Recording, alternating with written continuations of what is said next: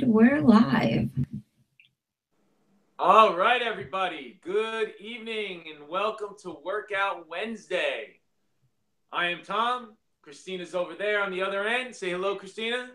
Hello, everyone. All right, and so tonight we're going to talk about workouts, exercise, starting to move, right? We talked yesterday about nutrition and what we're putting in our bodies to give us the fuel that we need. Monday, we talked about our mindset. And now we're going to take those two things and we're going to drive it into Workout Wednesdays, talking how we can motivate ourselves, get ourselves ready to work out, to start moving our bodies. You know, you can't have a full, complete wellness program with just nutrition without exercise. And you can't have it full, complete, well-balanced wellness program without exercise. You can't just exercise and eat whatever you want. You have to combine them both. As I heard once, you can't out-train a bad diet. Amen. So we have to take both components and do our best to unite them and get them to work together.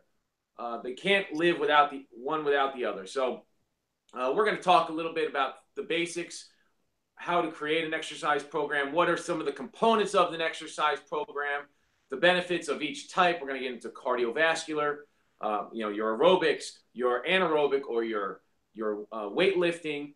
Remember, your body is a weight.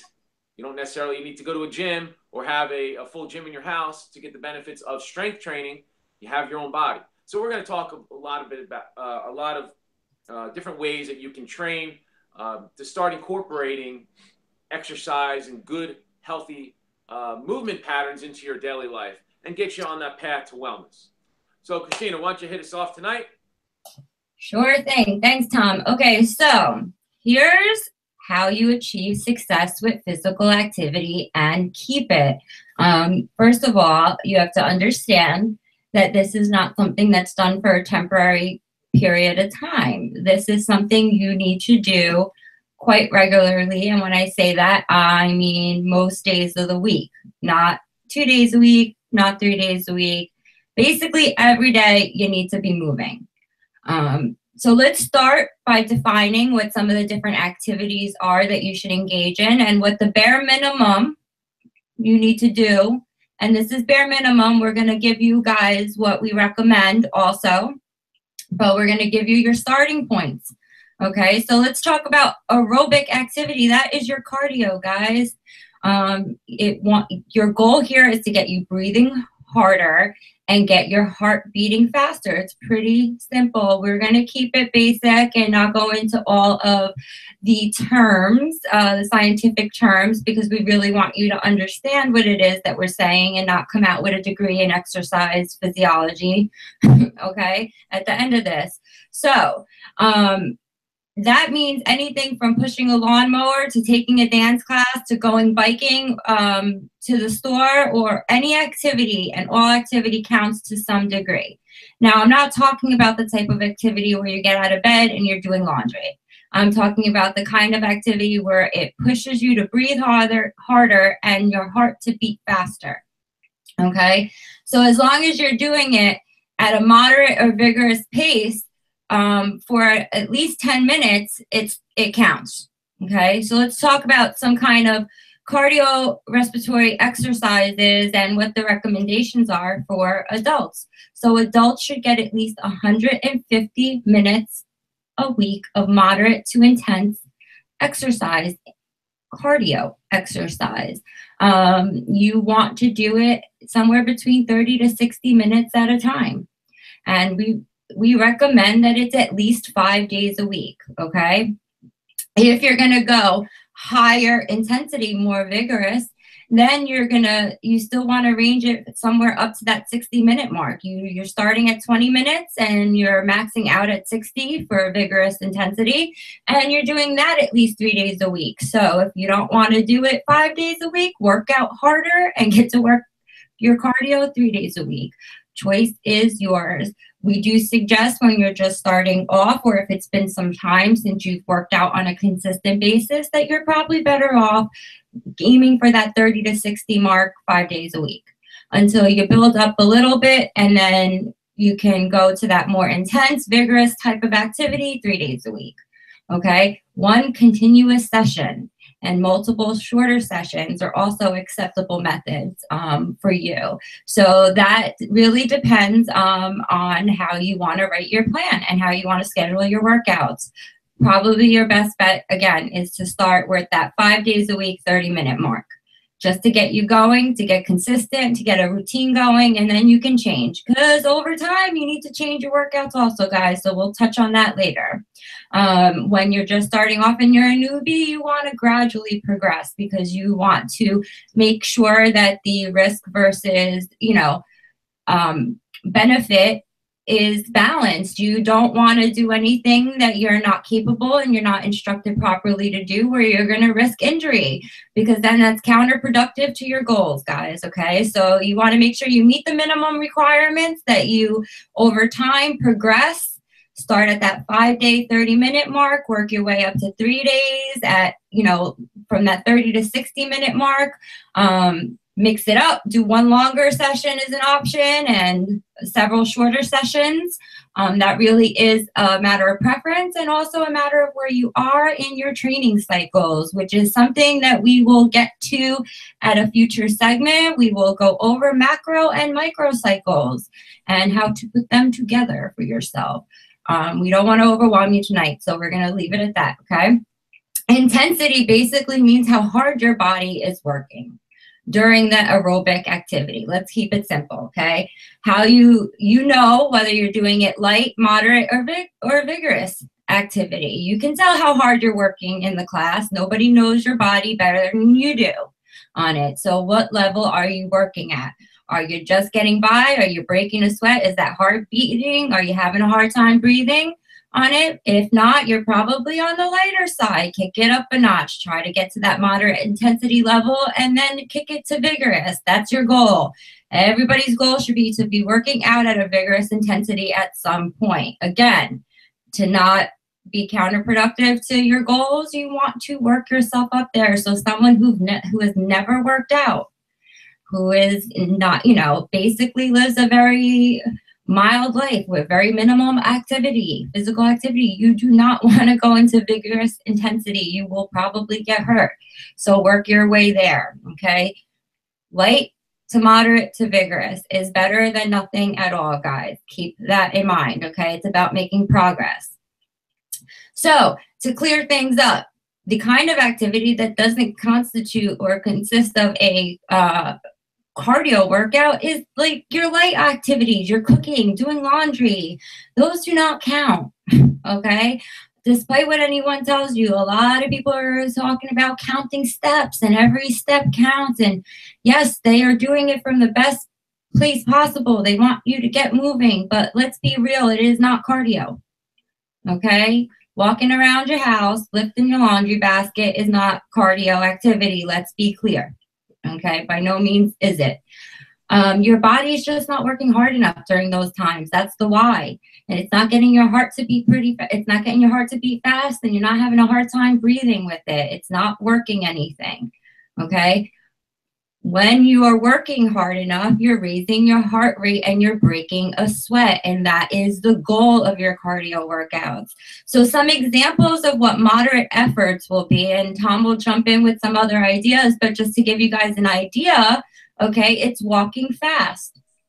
Not walking slowly, admiring the scenery, walking fast, guys. Doing water aerobics, riding a bike on level ground, or with a few minor hills. I'm not talking about mountain biking. I'm talking about a few hills, okay, not massively rough terrain, just some few hills or straight terrain, okay? Playing doubles tennis, pushing a lawnmower, that's actual work. That actually makes your heart work faster and harder. And, you can, after about 10 minutes, if you push a lawnmower and you're not sitting on it, you will break a sweat, okay?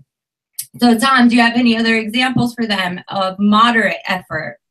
Yeah, a real simple way to measure your cardiovascular activity is if you're walking with somebody or you're by yourself, could you hold a conversation?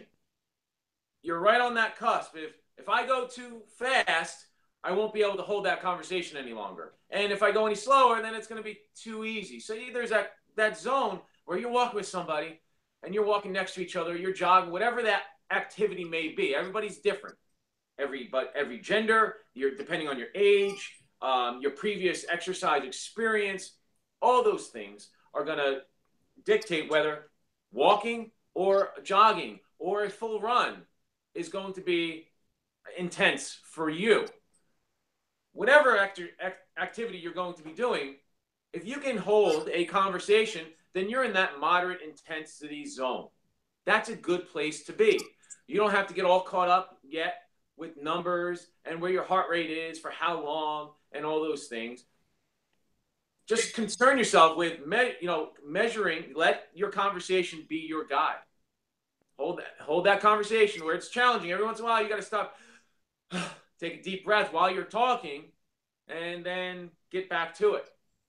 So that's a really simple way. Whatever exercise you enjoy, remember, that's one of the most important aspects of doing your exercise, right? There's things that we're going to do that, listen, exercise necessarily isn't fun. I teach exercise. I believe in exercise in every fiber of my being, but it's not always the most fun activity to do, but it's necessary. As I tell my kids at school, guess what? When you're old and gray and you go to the doctor, he's not going to tell you to do more algebra or to do more math. He's going to tell you to go exercise more. Not putting down math and algebra and reading and all those things. Those are awesome. Keep your brain sharp. But you need to take care of your body. So we need to move. And we need to move every single day. And the cool thing with going back to what Cristina was saying, getting that 150 to 200 minutes a week in, you can do it in small chunks. It doesn't have to be in 30 or 60 minutes in one shot. You can do 10 morning, 10 afternoon, 10 night. Boom, there's your 30 minutes. 15 and 15, 20 and 20. You can break it up any which way you want, depending on your schedule and what your lifestyle allows, right? So don't feel like, I can't go to the gym for an hour and more. I can't, get up an hour earlier than I already do. You don't need to. Give me 15 minutes here. Give me 15 or 20 minutes later on in the day. Cool. As all the research has shown, as long as you are accumulating 150 to 210 minutes, you're golden. Doesn't matter how you get there. Minimum 10 minutes at a shot, 210 minutes, 150 minutes, right in that zone, you're good. You're going to get the benefits of that exercise program. So please, thank you, Cristina. You're welcome. Thank you, Tom. All right, so let's talk about, now that we talked about some moderate effort, let's talk about some vigorous intensity. What does that mean? It means you are working your hardest and fastest. Your heart rate has gone up quite a bit. Believe me, when you move from that moderate zone into that vigorous zone, you will know it. For sure, like Tom said, a good way to know. You know how I know during my group fitness classes that they moved from one zone to another? Now they can't make any of the commentary during class. They can't speak. They don't have it in them to say a word or to complain or to try to negotiate their way through anything. They're just not able to. Okay. When you're working at this level, you're not able to speak because it takes everything in you to keep your breathing going. So now let's talk about some examples of what would require a more vigorous, from that moderate to vigorous. Now you're talking about jogging instead of a fast-paced walk. You're talking about running. You're talking about swimming laps versus some water aerobics. You're talking about riding your bike really fast and like doing the more difficult terrains, more hills, less of that, same level kind of platform. Playing singles tennis, that's right. You got to do more of the workload there on it. Playing basketball. We are trying to bring you guys examples outside of the machines you see in the gym. Yes, there are certainly ways to incorporate it with machines you would find in your gym or in your home gym. If you want more information on that, shoot us an email at bsconnection.org, and we can give you some tips about how to use the machinery properly, because it's not just about having it and jumping on it. It's about using it properly. We want to make it universal, so that if you don't have a gym membership, don't like a gym setting, and would rather incorporate some of that outdoor activity for that vitamin D we talked about yesterday on it, we're giving you some options along those lines. Okay. Tom, any words you want to share with them on that more intense type of workout? Yeah, I think you summed it up nicely. You know, when we're talking about an intense activity, you know, some simple ways to do that. Let's say you're a walker, and you know, every once in a while I'll admit it, I like to go for my walks. But if I want a real intense walk, then I'm gonna guess what route I'm gonna pick. Am I gonna pick the flat route where I know all the roads stay flat and curvy? No, I'm going to pick the routes that has that hill. So maybe on the way, me and my wife are walking. We're holding the conversation, and then boom, we come to this hill that's a quarter of a mile straight up, and it's going and it's going. It's like, man, is this thing ever going to end? Well, guess what? Going up that hill, I'm not holding that conversation anymore, because my heart rate's too high, and my breathing rate is too high, that I can't hold that conversation. And guess what? After we get to the top of the hill, it levels off. A minute or two later, everything slows down a little bit. Now I can continue my conversation. If you're a runner, right? So maybe you have you're going for your nice, easy jog. You stay on flat land. On your hard days, you want to go for a hard run, get your heart rate even higher, go up those hills. Find that challenging terrain that's going to automatically, you don't have to run any faster. You don't have to change anything. Just the terrain that you're on, and going from that hill, from that flat land to that hill, is automatically going to add a dozen, 2 dozen, 3 dozen beats per minute to your heart rate. And you're going to be burning more calories. You're going to be burning more fat. Everything is going to increase when you start increasing the intensity. And I touched upon it very, very briefly yesterday when we were talking about nutrition, and we touched on exercise real quick. The thing with intense exercise, and I'm not even talking about weight training yet. Intense cardiovascular activity that's 70-80% of your maximum heart rate. And we can talk about, if you want some more information on heart rate, how to measure it, figuring out your zone, where you should be, and so forth, send us an email, reach out to us, and we can give you some information on that. So when you're exercising at these higher levels, whether it's preferably outside activities, but if you're on an exercise machine, a Stairmaster, a spin class, whatever it may be, right? That higher intensity exercise, when you're beaten, there's no conversation taking place. You are huffing and puffing, and you are waiting for this 30 or 40 or 50-minute class or session to be over. That's high intensity. The thing with that is, I'm going to stop for a second. Give you an example. You go on a long car trip. You get out of your car, you park your car, you go to your car a half hour later, and guess what? It's still warm. It's a little cooler, but it's still warm, right? The car, the engine, the heat is dissipating, but it's taking a long time.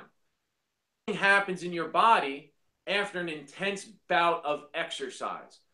30 minutes, 40 minutes, 50, whatever the length of time, that's not really important. What's important is the intensity. So when you have that intense bout of exercise, your body calories long after you stop.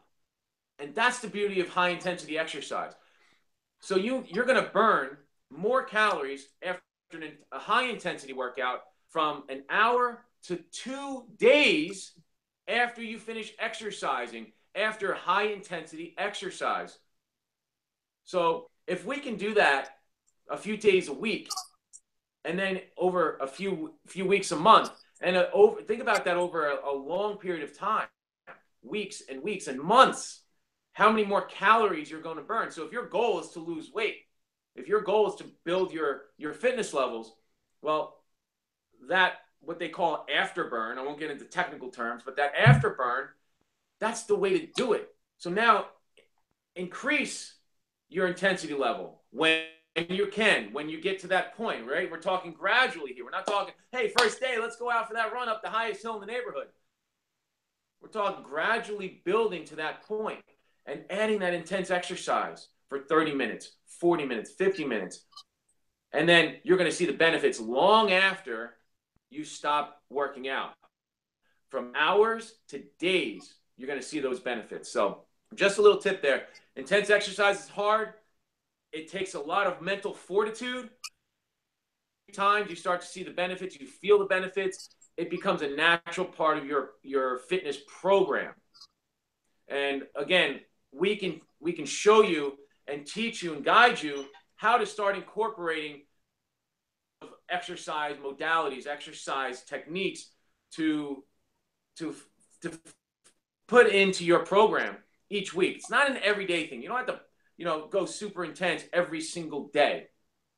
Where you're, taking a little bit easy and then come back hard the next day. Take it a little easy, come back hard the next day, right?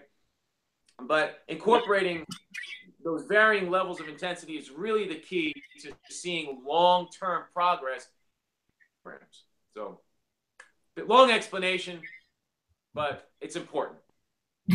It is important, Tom. And again, in future segments, guys, we are going to talk about things like technique and tempo and break it all down for you, and why you train a certain way during one training cycle versus another, how you train for your specific goals, because not all the goals are the same. But today we wanted to bring you general information just to get you moving. Our goal is to get more people moving and get you guys healthier. So we don't want to overwhelm you, but we want to inform you, because when you're informed, that is when you are going to be successful, okay? It's not just about throwing yourself around and doing what everybody else in class is doing. You need to understand how you're doing it and why, so you have long-term success, so you can count on yourself, okay?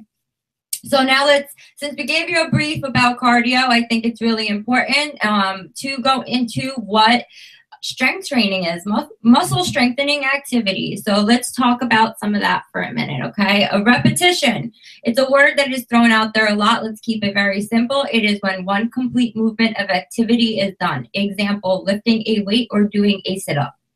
Okay, your repetition should be somewhere between 8 to 12. Again, this is general. For other training cycles, the rep ranges change, but we're not there yet. We're getting you started. So your general rep range should be somewhere between 8 to 12 repetitions for at least one set. Okay, so 8 to 12 reps would give you one set. For maximum benefits, when you're starting off, you should aim for 2 to 3 sets. Again, there are other styles of training where there may be more sets and different rep ranges. When we get to those type of training cycles, we will explain to you why and how you use them.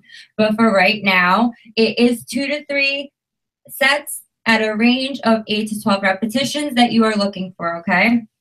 You can do activities to strengthen your muscles on the same day as your cardio activities. Now, again, side note, depending on what your goals are, that can break up too.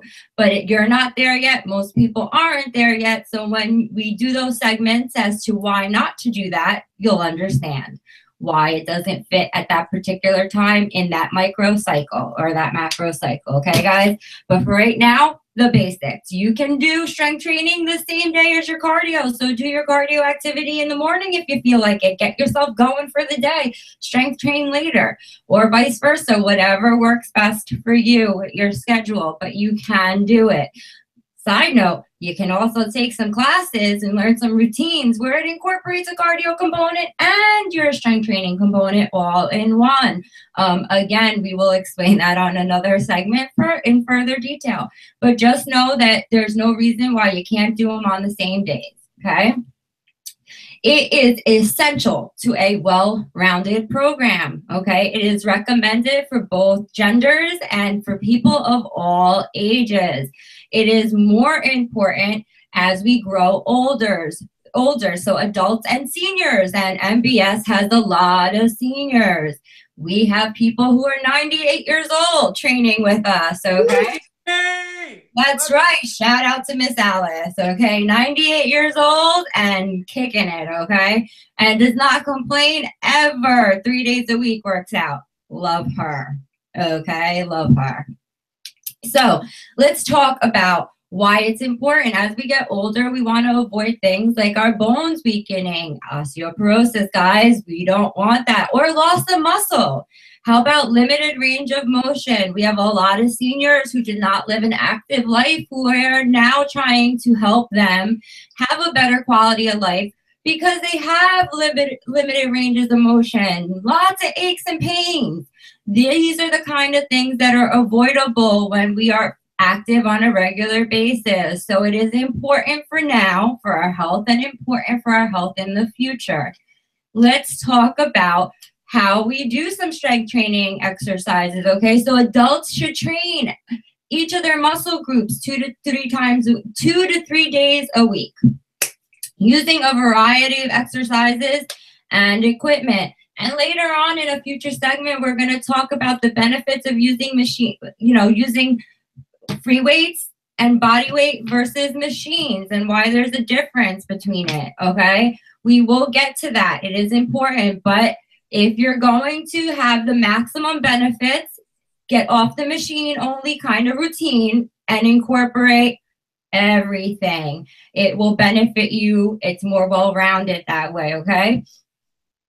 2 to 4 sets of each exercise. Okay, that's your range, guys. 8 to 12 reps. Okay, if you want to improve strength or power, 10 to 15 reps if you're middle-aged or an older person and you're just starting to work out. 15 to 20 reps if you're looking for muscular endurance and you're in that older category, okay, guys? This is when you're correcting a lot of things because they're going very light on that weight. Okay, they're using very limited resistance there.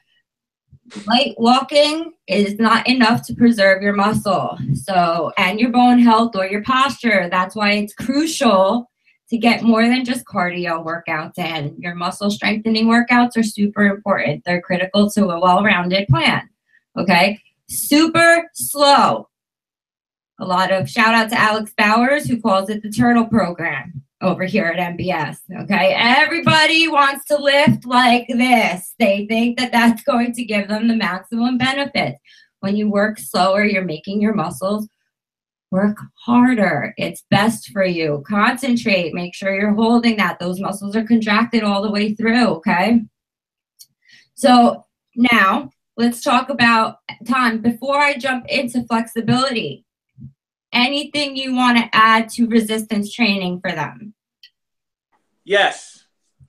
Strength training is and can be very intimidating for the majority of the population that doesn't engage with it in that type of exercise on a regular basis, especially for females. You hear it all the time as a trainer, as a teacher. Women are always saying, well, I don't want to bulk up. I don't want to look like a guy. Let's end it right here. It will not happen. It cannot physiologically happen naturally. Guys, you don't have enough testosterone naturally for that to happen, okay? Yeah. So women naturally have lower levels of testosterone, which is what helps our bodies build muscle. So women especially need to lift weights.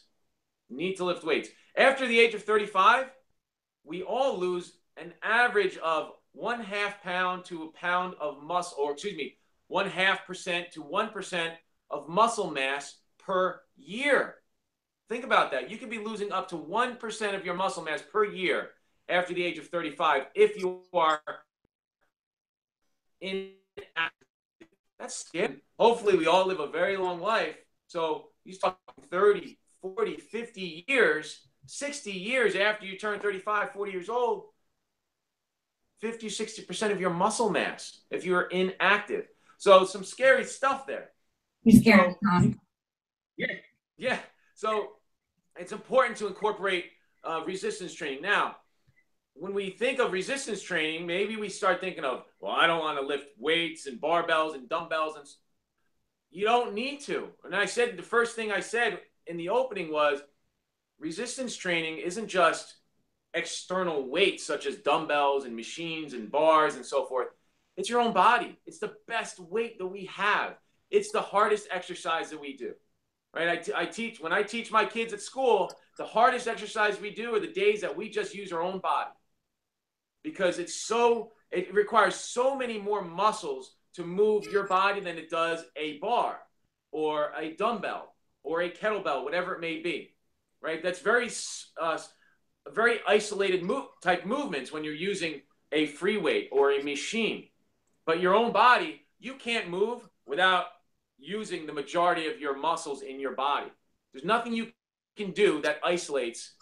There's no movement. A push-up, a squat, a lunge, a jumping jack, a pull-up, a dip. It requires extreme amounts of energy and muscle mass in order to move, in order to complete that exercise. So the more exercises that you can do, the better. And there's lots of different, there's literally thousands of ways you can do it. Different tempos, like Cristina talked about. You can go slow, super slow, which is the worst ever. Don't look at me, Tom. You know that I love it. Stop it. You can be fast. You can be explosive. You know, if you have the ability, you can jump and add an explosive component to it. Makes it super hard. It adds a great cardiovascular component and a power component to it. Right? So there's lots of ways and different techniques that you can incorporate into your training. The beautiful part of it is you can still resistance train and you never have to leave your house. So you don't need a big space. You can go right in your bedroom. You can go in your living room, the dining, right? Wherever. You can do it anywhere, right? Just learning how to do a few basic exercises with your own body weight. It's all it takes. That's all it takes. It doesn't take anything fancy. All right. So I know Cristina wanted to get into flexibility, so let's head there. Okay, so let's talk about flexibility training for a second, but I want to say something on the subject matter before we even go into what flexibility training is. I want to premise by saying this is the most overlooked physical activity there is. However, it is one of the most crucial components to everything else working at its fullest potential. So why it's overlooked is beyond me, but it's one of the most crucial things, okay? So now that I made that statement, my crew knows how important flexibility training is, okay? Tom will chime in after I go over some basic statements on flexibility training, but it is the most overlooked and the most crucial component to any workout program, okay?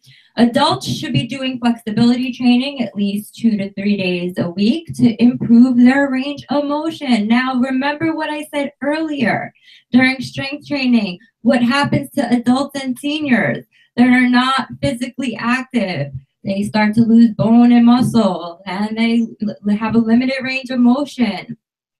This is part of the problem. So it goes hand in hand with everything else. You should be incorporating flexibility training. You will feel benefits now. You will get results faster from the things you do, and it is a long-term health benefit, okay? So you might not realize it now, but when you're 90 years old and can't walk from your chair to your bathroom and you can't pick up the remote control on your side table, you will understand why we said you should have been working out all along. Okay, guys, each stretch that you do should be held somewhere between 10 to 30 seconds to the point of tightness or slight discomfort, not to the point where you feel like you're pulling anything. Okay, work your way there on it. Repeat each stretch 2 to 4 times, accumulating 60 seconds for each stretch. Static, dynamic, holistic, PNF stretching are all effective in their own ways. It should be done to warm up your muscles prior to any tough conditioning, whether it's strength training or cardio. It should also be done on your off days or after. Okay, light aerobic activity, a hot bath before your stretching will help make that more effective. Okay. Also, light aerobic activity, guys, warms up your muscles, just in case you didn't know that, I want to throw that in there. We will talk about that on a future segment also. Tom, if you have anything to say on flexibility training, why don't you go ahead right before we go into neuromotor exercise? Yeah. Again, like Cristina said, it's the most overlooked component of training and component of fitness on every level, from young athletes to older athletes to older fitness trainees. And just thinking about, I was thinking how to explain the time and then the hold and so forth. If you've ever failed at something or quit at something, it's usually right before you were just about to create success. It's right when things just started to get hard and difficult. That's when typically we quit. Man, this is going to get really hard. I don't know if I want to go through with this. And that's when we back away. Well, guess what? That's the same philosophy, the same thing that happens in stretching. So we start our stretches, we get into our position, whatever it may be. And then just when we start to feel a little bit of discomfort, oh, this is hard, this hurts, man, oh, I'm so tight, that's when we stop. You need it to continue. That's when you need to push through it. And I mean push, that doesn't mean grit your teeth and go. It's the exact opposite. You got to calm your mind, calm your breathing, and just relax and let gravity take over. And there's so many different stretching techniques and different ways to stretch your muscles and so forth. We can give you 1,000 different ways to stretch. You work a few, and you work on those few for the appropriate period of time. Like Cristina said, you hit that 30-second mark, you get a minute. Your body physiologically has to, what it's actually doing is where you create tension, and then the body automatically relaxes. It does it on its own, right? But you have to make sure you get to that point of tension first. Not pain, but discomfort, right? So it's important that you hold it long enough. And again, if you've ever taken a yoga class, you know how challenging it can be and how uncomfortable it can be. But when you're done, you're moving freely. And that's what flexibility is about. Right? We always say flexibility. We think of flexibility training as, well, I'll throw my foot up on a bench and I'll stretch and touch my toes. Well, that's just one way to do a stretch. So what I'd suggest is, if you're exercising now or you plan on exercising,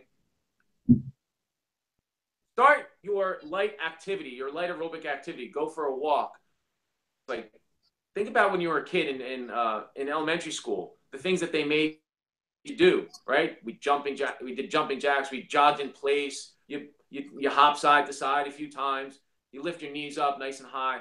Simple things like that. It's a great way to start your program. And then if you want to do some light stretches after that, that's cool. But it's really important to get that flexibility training in at the end of your exercise program. Now, some of the types of trainings that we do some dynamic type work where you're actually getting the flexibility training within your program, which is super awesome, and it's convenient. It helps you with your time. You don't have to spend 10 minutes after a training session to stretch. It's already incorporated in there. Is it still good at the end to do some light stretches? Absolutely. Some cool down to let the body and the heart rate come down.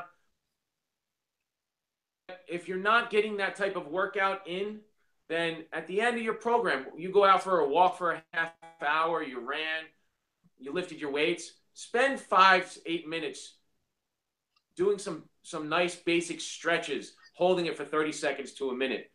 Relax, breathe, let your body just sink into that stretch and reach a little bit deeper. And every week you do it, reach a little further, a little further, a little further. Maybe today you can only touch your kneecap. You can touch, mid-shin. And then maybe in a month you could touch your ankle, right? So those are some small successes you keep in your mind or you make a note of. Like, wow, when I started, I couldn't barely touch my shin. Now I can touch my ankles. Now I can touch my shoelaces. Well, touch your toes by the end of a few months, right? So flexibility is absolutely a great way to make your body feel good.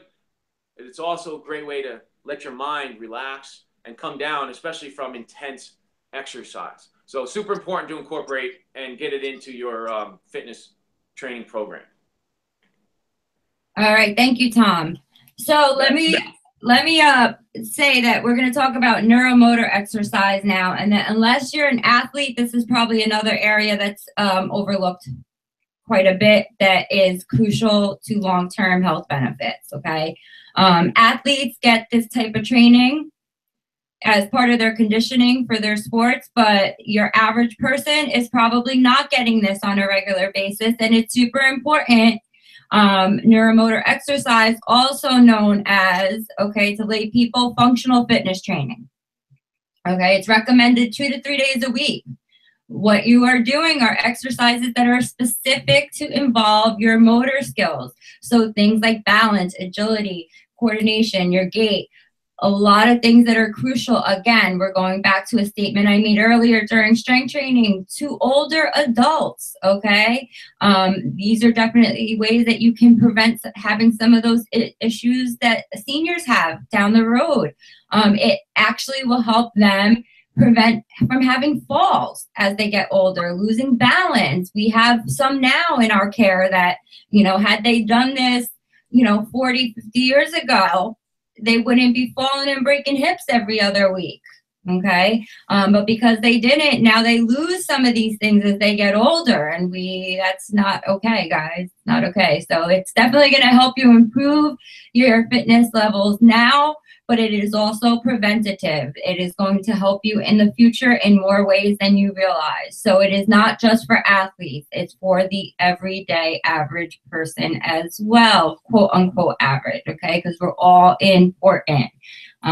You want to do this 20 to 30 minutes when you're doing it. And like I said, 2 to 3 days a week. So before I turn it over to Tom, I do want to make notes on this, that now you heard there's like a whole bunch of different type of training: flexibility training, neuromotor, strength training, cardio training, and that within it all has its recommendations. You have to do a minimum of this to this, and you want to work your way up to this, and each of them has that 2 to 3 day range. So you're going to say to me, and you're going to say to Tom, there's only 7 days in a week. How are we supposed to do each?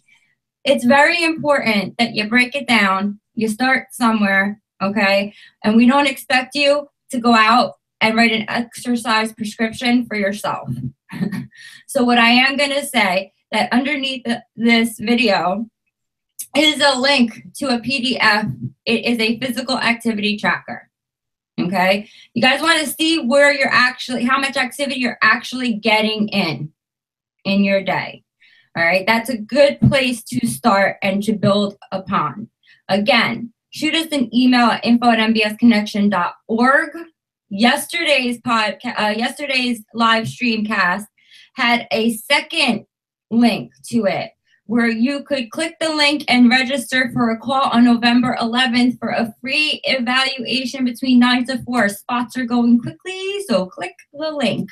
Okay, guys, get your free evaluation. That means you can track a couple of days, get on the books for that day. We will give you tips on how to improve, how to coordinate it all, and get it all in, okay? Somewhere to start so you can build upon on it. And I'm going to throw a side note in here, and it's not because we're personal trainers, and it's not because we own a fitness business, because we don't care if you come to us specifically to buy a program. We want you to go somewhere where there is a professional who understands how to prescribe exercise, given your current ability and what your goals are and how to progress you to get there. So that it takes all of the research part, which is the stressful part. A lot of people stress out, right, Tom? Because they don't know what they're doing and how to put it all together, and they get overwhelmed, and that's why they fail. That's why they end up stopping, because they don't see the results for the goals they want. Probably because they're not training correctly for that specific set of goals. So don't overwhelm yourself. Start somewhere. Get moving. Get active. Take us up on our free offer for an eval and some tips, some further tips. Stay tuned to Workout Wednesdays, because we're going to be covering different aspects, and each week you're going to be learning something that's going to help you clear up the mess, okay?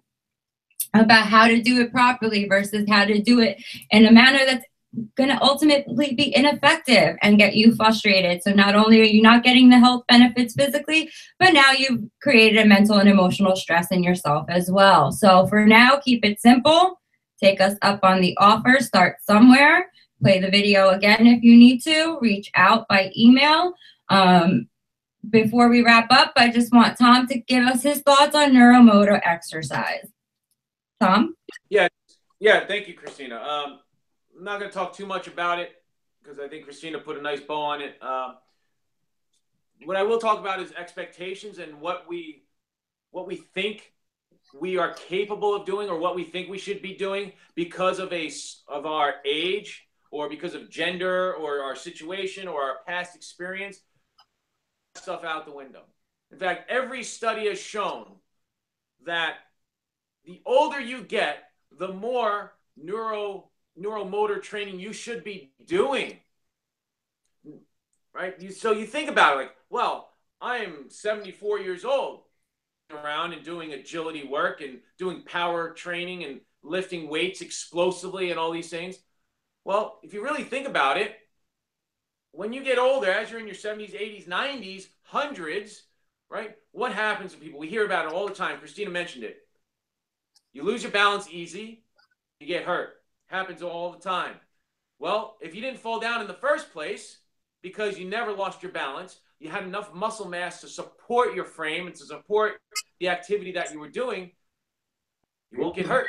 Or if you do fall down, you're able to recover much quicker because you have the muscle mass, you've had the training underneath. So again, when you're asking us questions, asking for advice, slowly, but think about the long-term benefits of learning how to do the multitude of exercise programs that we talked about.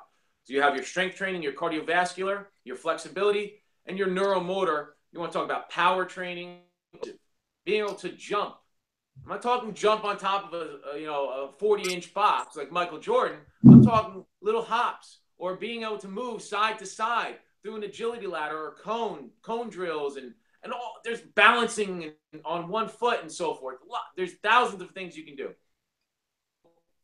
Be open Tom, to we don't want them jumping from building to building.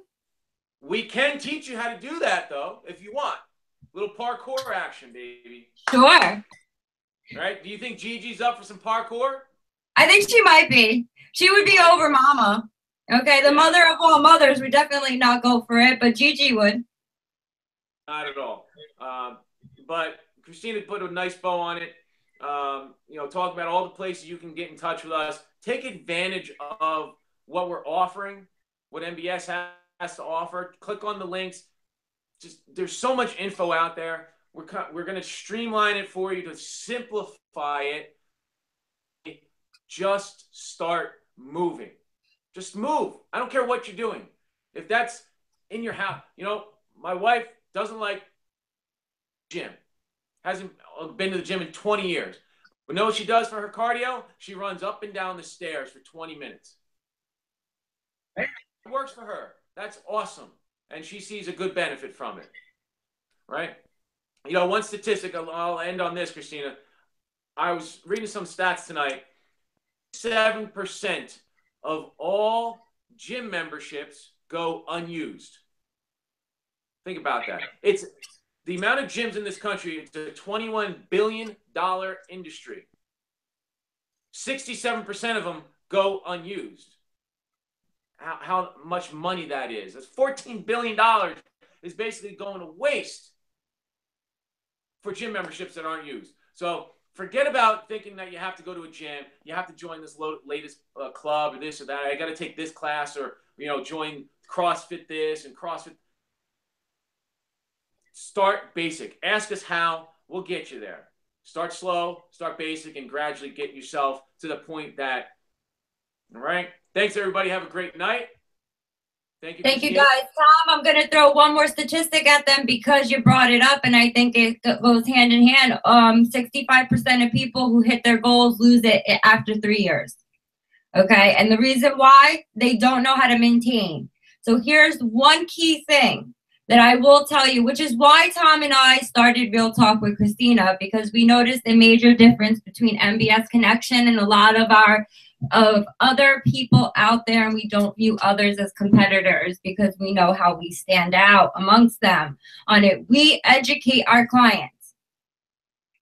We educate them every step of the way. They can get on and do a Real Talk segment because they know.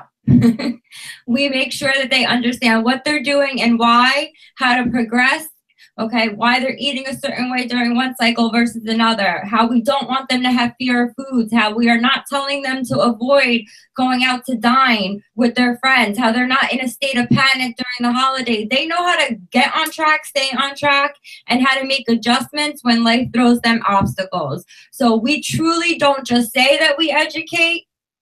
We're not just there as your cheerleaders. We are coaching and training you every step of the way. So if anything, follow us on our Real Talk, because you will start to get the information and you will build upon that, and you will have an education, and you will increase your chances to be successful long term. So you will not be part of that 65%, okay, or that 67% that doesn't utilize their gym memberships. We are talking about saving you lots of money that you are wasting on DVDs that are used temporarily, gym memberships that are used once or twice and never returned to, gym equipment that you order for your home and then never use it after the first month. Okay, we are talking about saving you long-term money on it as well, so that economically you should educate yourself, okay? As well as decreasing your medical costs, because 42% of obese people spend more money in the ER than healthy people do. Okay, we are talking about a lot of major things, and when we get to other segments, we are going to break down those statistics for you in more detail, so you know where they're coming from, and we're going to put links to sources that are outside of MBS Connections Network, so that you understand that we are not just selling you on theories like some other gurus are out there. We are trying to educate you because we have an epidemic in this country, okay? Obesity is a problem. People are not living healthy, and we want you all to live healthy, okay? So thank you so much for joining us tonight, Tom. Thank you so much. Guys, we will see you tomorrow, okay, for Thermal Thursdays. Have a great night. Have a great night. I'm going to go work out now. Woo! Bye, guys.